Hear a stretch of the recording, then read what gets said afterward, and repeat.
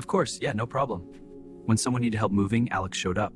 When a colleague needed a favor, Alex said yes before they finished asking.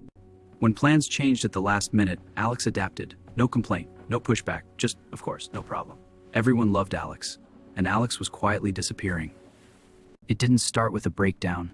It started with small things. Staying late when he really needed to leave. Agreeing to plans his body was already dreading. Laughing at something that wasn't funny. Saying I don't mind when he did in fact mind. Each one felt like nothing.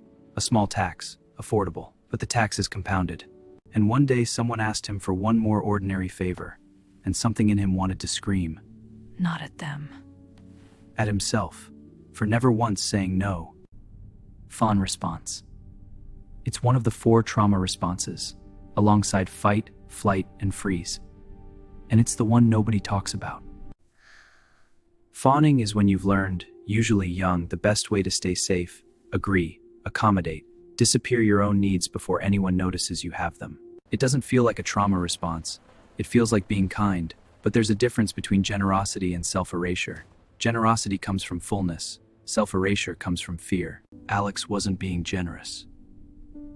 He was afraid of what would happen if he wasn't useful. Alex, can you grab more wine from the kitchen? Here's what nobody tells you about Always Stay Hidden Forever. It leaks. Into the sigh before you answer a call. Into the way you go quiet at dinner. Into the cold distance that grows between you and the people you said yes to. Because some part of you knows they've only ever met the version of you willing to shrink. Into the cold distance that grows between you and the people you said yes to. Because some part of you knows they've only ever met the version of you willing to shrink. You doing okay? You seem tired. I'm great. I need the roof I need. They didn't know he was struggling. They thought he was fine. He always seemed fine, because he never told them otherwise. The yes was a lie. And it was costing him every relationship he was trying to protect.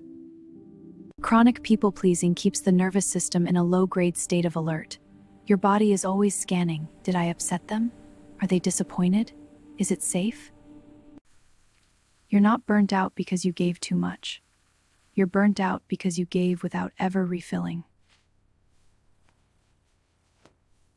This activates the amygdala, your brain's threat detection center, even in situations that pose no real danger. Over time, this wears the system down. No is not a selfish word, it is an honest one. And the relationships that collapse when you start being honest, they were never built on you. They were built on your usefulness, and those are 2 very different things. I can't do it. I hear you. The people who stay when you say no, those are your people. A boundary isn't a wall.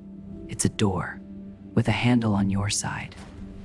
You decide who comes in. You decide what it costs. And the first time you say no and the world doesn't end, something in you exhales for the first time in years. If you saw yourself in Alex, this is your sign. Not to burn it all down, start there.